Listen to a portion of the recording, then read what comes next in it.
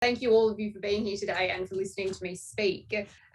So today I do want to talk to you about something that I am quite passionate about. So I am grateful for the opportunity to be here with you all today.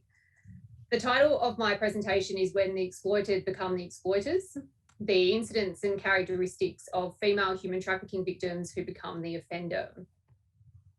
So until recently, the process of victims becoming the perpetrators, or in this case, the traffickers, has received very little attention within discussions around human trafficking worldwide. So as a result, our knowledge on this area is significantly limited. So I've explored this occurrence for around 6 years, and I do believe that it needs a much greater consideration when we are discussing human trafficking, both worldwide on a global scale, and then also on a scale much closer to home here in Australia. So today I'd like to talk to you very briefly about rates of female offending generally, and then I do want to touch on the report that's been released by the United Nations Office on Drugs and Crime late last year, which is global in scope. And then I want to narrow it down a little bit and talk a little bit about my own work, which focuses on Australia. So the process of victims becoming the perpetrator, or in this case, the trafficker, is known as the victim offender cycle. And when women victims become the traffickers, we have two primary elements at play. The first element is that we have victims are becoming the traffickers. So those who have been exploited are now exploiting others. And the second we have is that women are not only the victims. So many of the narratives about human trafficking tend to focus on the female victim, male perpetrator paradigm. So when we think about human trafficking, a lot of people tend to think of the young, innocent, naive female who is abducted and exploited by the older, predatory male. But what my work and the work of the UN is shining a light on is that women can and are also the perpetrators as well as the victims. So for the last decade or so, the UNODC has noted the relatively high prevalence of females holding offending roles within human trafficking offences specifically. So to put this in perspective, while trends of female offending shifts up and down over the years, generally it sits around 15%, which means men comprise around 85% of the rates of offending for overall, so for all crimes that exist. The latest UNODC Trafficking in Persons report, released in 2018, suggested that 38% of those convicted of human trafficking offences were women. And previous reports are noting similar numbers, meaning the percentages of female offendings for human trafficking offences specifically is sitting above 30%, which means that it is roughly at least double the rates of female offending for crimes overall. So the UNODC has also noted that a common element in these cases was prior experience in the sex industry.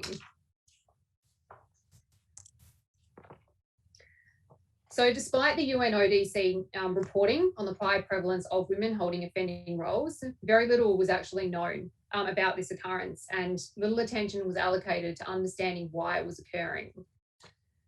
So throughout 2020, the UNODC undertook a case law analysis on this issue. The report examined 53 cases, which occurred between 2006 and 2020 throughout 16 jurisdictions. So Australia was one of the 16 that they looked at. So I was consulted as one of two experts from Australia to review and inform this report, along with other experts worldwide. My research was one of the first pieces of work used to inform this report and was cited heavily in the report. So if you are interested in this topic, then this case law analysis is a brilliant resource for looking at the global scale. So the report is quite long, so I won't go through it all, but I do just want to touch on a couple of the primary findings. So the first one was that traffickers tend to use victims to commit acts proximate to the exploitation. So roles that they would hold tended to be the recruitment of new victims and then the control and management of these victims. Motives for offending included seeking alleviation from their own exploitation, as well as economic gain. And when I say economic gain, I don't mean that they were greedy. This isn't gain that's related to greed, but it's economic gain that's related to the structural constraints in their lives, specifically that of extreme poverty and familial financial burdens. Prior experience as a trafficked victim tended to be viewed as both aggravating and mitigating by judges, and this would depend on which jurisdiction the case was being discussed in. In Australia, judges tended to lean more towards the aggravating side, and even though judges didn't outwardly admit that that was how they were framing their decisions, we can see that that's the case in their judgments when they turn around and say that the offenders should have known better because of their own victimisation. So a significant conclusion from this study was they found that there was often a nexus between human trafficking and gender-based violence. In around 25% of the cases they examined, victims who had been prosecuted for trafficking offences had suffered one or sometimes multiple forms of gender-based violence. And so these forms included sexual assault, domestic and intimate partner violence, and forced marriage. And so this is consistent with the findings from my own research, except in the sample that I studied, 60% of the women I explored had experienced at least one form of gender-based violence. So gender dimensions are rarely considered by the court, and this is particularly the case when we have co-offenders who are intimately related, so a husband and wife co-offender, or when we have intimately related victims and traffickers. So the sentencing judges don't tend to consider the dynamics in this relationship. And so that leads me to my final point from the report, which has got to do with coercive control and coercion. So the report found that there appear to be similarities with the concept of coercive control as it's understood in domestic and intimate partner violence literature. And so some of the decisions that they read, they restricted coercion to how it's, I guess, how it's meant in the UN trafficking definition, insofar as there needs to be threat or actual use of force to have that coercion element there. Other judges actually recognised that these cases encompassed more subtle forms of conduct that didn't fall within the definition of coercion, but did fall within the scope of coercive control. So it raises some issues around the element of coercion within the UN definition, and whether we need to be moving more towards looking at the concept of coercive control over coercion. So my research specifically examined 10 women who held offending roles within Australian federally prosecuted human trafficking cases that involved commercial sexual exploitation. So the cases that I looked at occurred within the sex industry. So all of the women I looked at experienced victimisation, and all were structurally constrained. And the victimisation experiences and the structural constraints were often multiple and overlapping in these women. So my research did find similar findings to the UN ODC report, and that was that all offenders experienced some type of victimisation themselves prior to the offending. And so one offender was raped and held hostage for 3 days. 6 offenders experienced domestic and family violence, either by a parent or a spouse. One was subject to an attempted forced marriage by a family member. So this is an extension of domestic and family violence, as well as obviously gender-based violence. And then 5 of these women were actually victims of trafficking themselves, even though only 4 were acknowledged by the judges to be a victim of trafficking. And in these situations, there were distinct similarities between the experiences of the victims in each case and the experiences of the offender while she was under contract. So many of the decisions made by the women that I've examined related to the structural constraints within their lives. And aligning with the UNODC's finding in their 2020 report, all of the offenders I examined were structurally constrained. These constraints included disadvantaged backgrounds, childhood poverty, financial burden to provide for their family. Sometimes this was their immediate family, other times this included their immediate and extended families. They had limited education and employment opportunities and limited English language skills. And so these structural constraints were often present in the victims' lives also. However, they tended to be viewed differently by the judges depending on who was the focus of that discussion. So these elements tended to make the victims more of a victim. They tended to make the victim more deserving of the victim label, while simultaneously making the offender, I guess, more of an offender and intensifying her actions. So my work adds to this report and also what we know about this area, because it adds the element of agency to these situations, which is quite often removed from these women. So disadvantaged backgrounds, including poverty, meant that women often had little education and therefore minimal English language skills. Many, as I said, also felt the burden to provide financially for their families.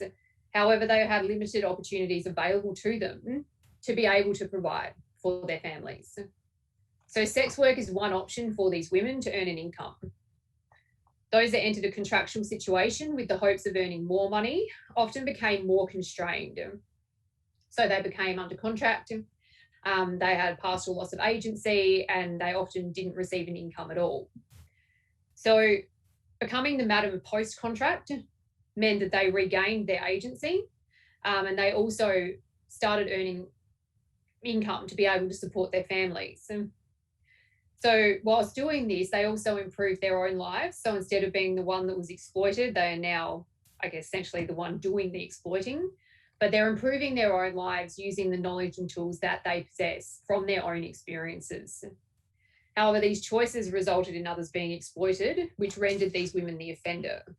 So while one could see them as survivors, the courts see them as the offender. And so the victim offender cycle is not applicable only to women, nor is it applicable only to cases involving commercial sexual exploitation. My discussion today has focused on that industry because A, that's what my own research is on, but B, because due to the high prevalence of women victims of trafficking who are trafficked into the sex industry, there exists a higher level of female offenders in this realm also. But male victims can and do become the offender also. And so I do just want to touch on, as an example of this, there was recently a case of wage theft that occurred in a bubble tea shop here in Adelaide. It was publicised quite widely, so you may have heard about this already. The victim in this case was severely underpaid, receiving $10 an hour. And when she confronted the owner, she was assaulted. And this confrontation was recorded. So the owner has admitted to paying her only $10 an hour.